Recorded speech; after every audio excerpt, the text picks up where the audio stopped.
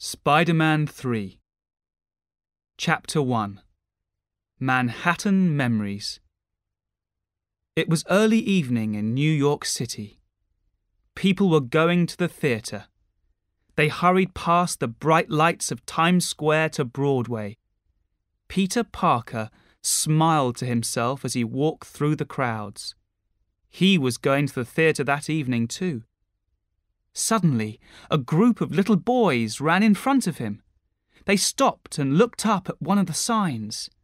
It said in lights, "New York loves Spider-Man." For the first time in his life, Peter felt popular. Well, at least Spider-Man was popular. All the kids in the city wanted to be like Spider-Man. After all, he was a hero. The people of New York were safe when he was around. Uncle Ben would be so proud of him. Peter's heart ached when he thought of his uncle. Uncle Ben was murdered 2 years ago, but for Peter, the memory was still very fresh. Peter remembered the words Uncle Ben used to say. "With great power comes great responsibility." Peter had accepted his responsibility as Spider-Man, and he felt good about that. Peter Parker's life was so much better these days. He still didn't make much money as a photographer for the Daily Bugle, and he still lived in the same horrible little room. But some things had changed. As well as fighting crime, he was going to the university every day, and he was now the best student in his class. But best of all, Peter had Mary Jane Watson. He had always loved Mary Jane, or MJ as everyone called her, and tonight was her opening night on Broadway in Manhattan Memories. As Peter stood outside the theatre, he couldn't believe his luck. He finally had the girl. He went inside. He was so proud that his girlfriend was the star of the show. Yes, everything was perfect. Or almost perfect. The only thing missing was Harry Osborn. Harry and Peter had been best friends since high school.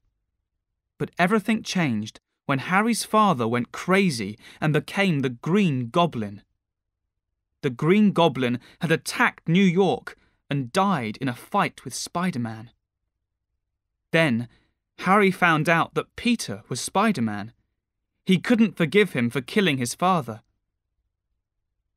As Peter found his seat in the dark theatre, the musicians started to play.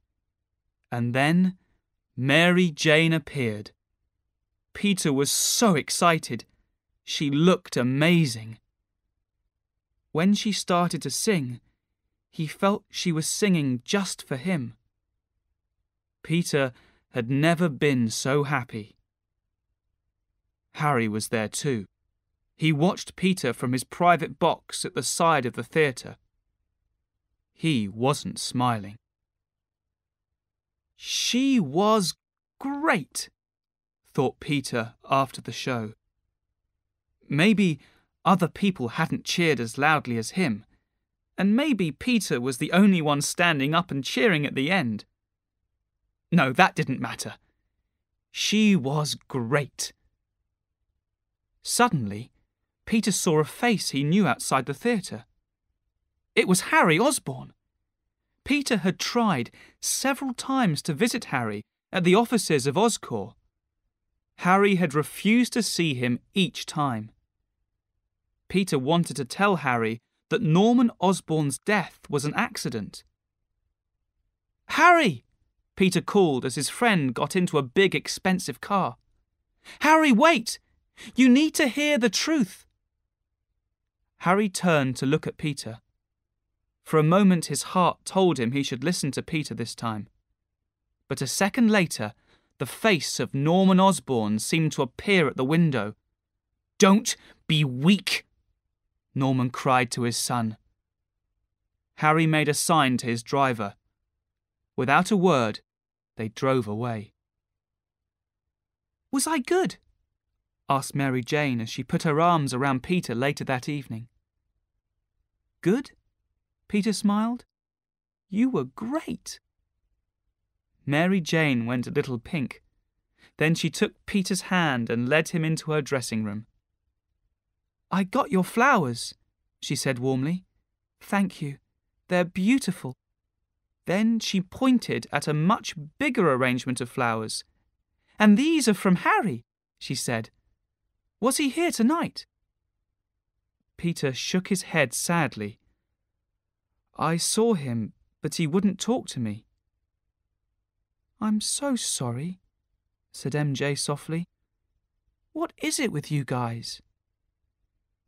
"It's difficult," said Peter.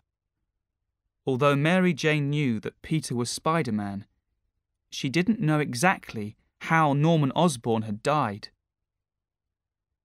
The wind blew through Mary Jane's long red hair as they rode out of Manhattan on Peter's motorbike.